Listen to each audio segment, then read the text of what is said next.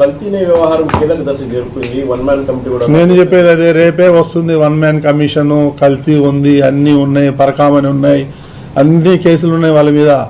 నిన్ననే ఎందుకు వదిలేరు అంటే వాళ్ళు నిన్న మన వాళ్ళు కొంతమంది రిపోర్ట్లు వస్తే చూపించిన 1 కోటి పుస్తకాలు ప్రింట్ చేశారు 5 లాంగ్వేజ్ల్లో భగవద్గీత అని. 50 కోట్లు ఖర్చు పెట్టారు దానికి. 50 లక్షల్లో 32 లక్షల పుస్తకాలు ఇంకా గోడౌన్లో పడి ఉన్నాయి. అదొకటి అడ్డం మనకడ. ఆ భగవద్గీతలో చూస్తే ఎవడు మొహాన్ని వస్తారు, అందులో ఏమీ లేదు.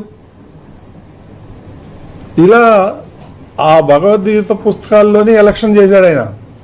ఇప్పుడు ఆయన కొడుకు ఇరుకుతాడు, ఆయన ఇన్వాల్వ్ ఉన్నాడు ఈ స్కామ్లో. ఇవన్నీ నాకు అడ్డు కట్టేయాలని నా మీద ఇట్లాంటి చీప్ పాలిటిక్స్, చీప్ బురద. ఆ వీడియోల వల్ల ఎవరికి నష్టం, ఎవరికి లాభం అండి? సార్, వీడియోలో ఉన్న కంటెంట్ అబ్జెక్షన్ వల్ల కాదా? ఏం అబ్జెక్షన్? నేను మిమ్మల్ని అడుగుతాను, చెప్పండి మీరు ఏం అబ్జెక్షన్ ఉంది? వెళ్తాము, మీ ఫ్రెండ్స్ మీ ఇంటికి వస్తాం, పోతాం, వెళ్ళేటప్పుడు హాయ్ బాయ్ చెప్పుకుంటాము. ఏముంది దాంట్లో? 30 ఏళ్ల నుంచి, ఇప్పుడు కాదు 32 ఏళ్ళ నుంచి పరిచయాలు ఉన్నాయి మాకు, ఫ్యామిలీ పరిచయాలు ఉన్నాయి. అదే తప్పు ఉంది అంటున్నా. దాంట్లో వల్గారి ఏముంది? వల్గారిటీ ఏముంది? ఇవన్నీ చేసి బీఆర్ నాయుడుది కాదు, బీఆర్ నాయుడుది నీకు వచ్చేది ఏంది? నీకేం లాభం వస్తుంది? ఇప్పటి నుంచి కాదు కదా, డే 1 నుంచి నువ్వు అదే పాట పాడతావు. ఈ రకంగా వస్తున్నారు. నన్ను టీటీడీలో తప్పు పట్టేదానికి ఒక్క పాయింట్ కూడా లేదు. నాకున్న కోటాలో కూడా 50% కూడా ఇయ్యను. ఎందుకంటే భక్తులు చాలా ఇబ్బంది పడుతున్నారు. ఒక విఐపి వెళ్ళి దర్శనం చేసుకొచ్చే లోపల 30 మంది 40 మంది సామాన్య భక్తులు దర్శనం చేసుకుంటారు అనే ఉద్దేశంతో నేను సాక్రిఫై చేసి, నేను కూడా నా ఫ్రెండ్స్ కానీ రిలేటివ్స్ కానీ వీళ్ళందరికీ కూడా చెడ్డోని అయిపోయాను. మీరు కూడా చాలామంది మీరు రిపోర్ట్లు అడిగిన నేను ఇవ్వలేకపోయాను.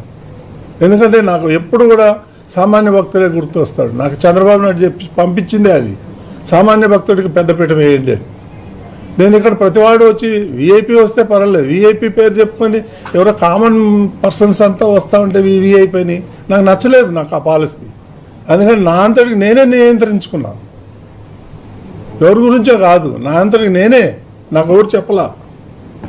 నేను ఇంత నిస్వార్థంగా వచ్చి నేను పని చేసుకుంటా ఉంటే ఇక నాకు రోజు బురద చల్లటం నా మీద. ఈ మధ్య ఏమైనా నువ్వు రోజు టీటీడీ గురించి మాట్లాడుతున్నావు అని అంటే, అన్నయ్య మరి ఇక్కడ తిరుపతిలో ఆ డ్రైనేజ్ గురించో ఆ ఎలక్ట్రిక్ గురించో మాట్లాడుతాడు, లోకల్ ఛానల్ కూడా ఏడు. టీటీడీ గురించి, బీఆర్ నాయుడు గురించో చంద్రబాబు నాయుడు గురించి మాట్లాడితే హెడ్లైన్లు పెడతారు, కాబట్టి అందు గురించి మాట్లాడాల్సి వస్తుంది. ఇంత చీప్లో నా జీవితంలో ఎప్పుడు చూడలే. రాజకీయం చేయి, నేను రాజకీయ నాయకుడు కాదు. నువ్వు రాజకీయం చేయి, కానీ నా మీద చేయకు. నా దగ్గర మీడియా ఉంది, నేను తోలు తీస్తా.